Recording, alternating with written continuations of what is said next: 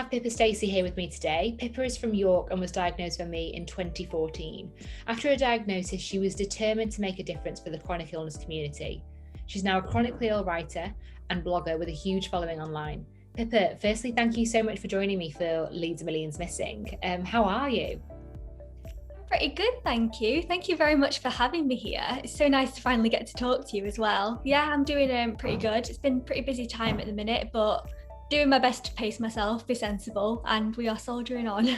It's not always the easiest thing to do to kind of slow down and pace yourself. So I know that you're very busy with the work that you're doing in the charity sector and then all your kind of activism online as well. So you are really busy. But let's go back to when you were first diagnosed with ME. What was your family's understanding and your understanding as well of the disease? For me, I was so grateful that my mum actually knew about ME before I did, because my own diagnosis was an absolute palaver. It took years and years and years. I had the typical experience that many people with ME will have had, where they go to the doctor for years. I would have been around 14, 15, so I had all the usual, oh, it's probably just hormones, you're probably just stressed over GCSEs, maybe it's an iron deficiency, all of that kind of stuff. And it was because of my mum's knowledge of ME and the true nature of ME that I even got a referral to a specialist. That in itself took about 4 years to get. And from there, my own knowledge, thankfully, has increased a lot. It was a very eye-opening experience, but yeah, and it just goes to show how important it is that we have ME awareness out there, not only for the people who are going through it, but for the general population, because you just never know when something like this is going to come into your life. So I'm very grateful for that. I mean, no one is going to fight your corner as much as your mom. So having your mom there at appointments to be able to go, well, actually, I've seen this and I know this. It's so important, because 4 years can quickly turn into 14. You hear of people who are ill for so long, and 4 years is too long to be poorly and desperate for diagnosis. So I'm sorry that you had to go through that. But obviously, I know a lot of people have it longer as well. They really do. I mean, obviously now you channel all of your energies into campaigning for a better understanding of ME. What have you been up to in the last 12 months? Oh, the last 12 months, lots of writing mainly. I had my book come out last year. It's called University and Chronic Illness, A Survival Guide, and that's a non-fiction book based on my own experiences of navigating the challenges of higher education with a condition like ME. I've written a few other ebooks as well, how to study online, how to network online, very much grounded in global events that have seen us all live our entire lives online. It's interesting that we're talking about this in the context of the last 12 months, given everything that's gone on. For a lot of people, life changed massively, and then for most of us, it's just been like business as usual. What else? Made the world more accessible for people with ME and people with chronic illnesses, because if you're housebound with everything going online, it was almost as if the world opened up. So for everybody else, the world suddenly went into lockdown, but for so many people who were housebound, the world just opened up and you could access all these things that you were never able to do before. It was a really weird time.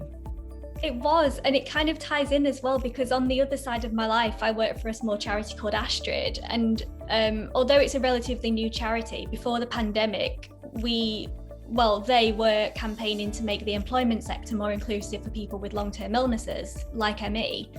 And we found that employers that were often putting up a bit of resistance, saying, oh no, work from home, no, we can't do that, it's impossible. And then fast forward to now, and it's like, okay, well, what's your excuse now? Yeah. So in that, it's very difficult to draw positives from what's been such a difficult time for so many, but I really hope that some of the changes we've seen in the last 12 months are here to stay, and the benefits they might have for people in our position are just immeasurable. So fingers crossed.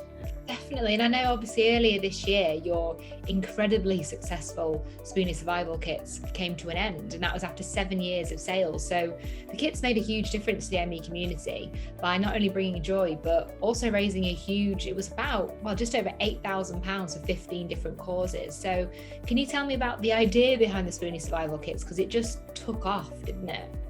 Yeah, it's funny thinking back now, because it was about 7 years ago, and really Spoonie survival kits was the thing that kicked off everything for me. So back then I would have been diagnosed about a year into my diagnosis, about 5 years of being ill.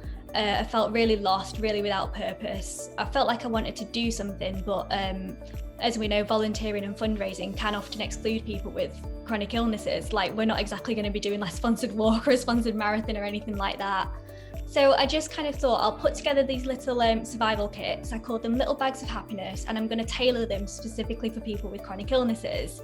I raised some money to create the initial kits, and then I sold them online and donated a large chunk of the sales income, not just the profits, to different chronic illness charities. In that time, we covered a fair few of the ME causes. We raised a couple of £1,000s for different ME causes, which I'm really proud of. And yeah, it was just lovely to see the impact they had on people. It was such a positive thing for me to enjoy, but the fact that it had such a positive influence on other people as well it's one of my proudest achievements. And it did feel as if it was time for it to come to an end, because it was really difficult to balance and pace on top of all the other work that I do now. So it felt like a very natural time to bring it to an end. But yeah, it was such a happy thing, and something I look back on and smile and I'm really proud of. And although that's come to an end, it's definitely not the end of my fundraising. No, definitely not. I mean, Spoonie survival kits were kind of the whole reason that I found you online. And I know so many people, it was just something you kept seeing on news feeds and on Twitter, and it was just everywhere. And I just thought, wow, these are incredible. And they're just a small kind of niche that it's one of those things you don't think of, but actually it meant so much to people. And then, you know, you're having these little bags of happiness and then raising money for so many different charities. It was such a good idea. So you should be really proud. It was fantastic. But I mean, what's next for you? What projects have you got in the pipeline? Are you happy to share any with us? Yeah, I mean, I'm going to be one of those really annoying people who's like, I can't talk about it quite yet. There's a few different more creative projects in the chronic illness niche that are coming up in the next year or so that I'm really proud to have been a part of. Lots more writing, especially with ME Awareness Month, which this will be going out during. Lots of writing for lots of different causes. Lots of online shenanigans as usual. And yeah, just bits and pieces, lots of work on the charity sector side of things. I'm working with a few different charities. Astrid is my priority at the minute. And yep, just taking it as it comes, doing my best to finally learn how to pace myself properly and enjoying it as much as I can. Fantastic. And obviously, Millie, as you said, ME Awareness Month is a huge month in kind of the chronic illness calendar. So what have you got planned? How are you going to celebrate Millions Missing? Oh, it's a good one. And again, it's strange because everything's online. It would have been so nice. I remember us talking maybe a couple of years ago about maybe going to Leeds and doing the thing in Leeds. And hopefully that'll happen at some point in the future. I have online content planned. My biggest audience is on Instagram, and I have lots of people outside of the ME community. So I've got a few things planned on there to push that out a little bit. Because of my work, I'm also very lucky to get to do talks in schools and with employers, with organisations. So I've got a couple of those booked in, and while they're not exclusively about ME, they're a really good opportunity to share my lived experiences, share some of the difficulties we go through, and just hopefully encourage people to be allies as well. So yeah, that's the plans for May. I've got it all paced out in my calendar, lots of rest breaks in between, just hoping for the best. Fantastic. Well, thank you so much it sounds like you're very busy.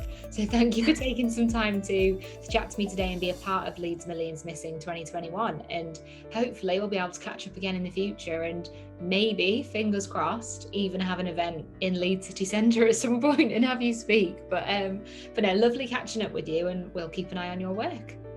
Brilliant. Thank you so much. Lovely to talk to you too.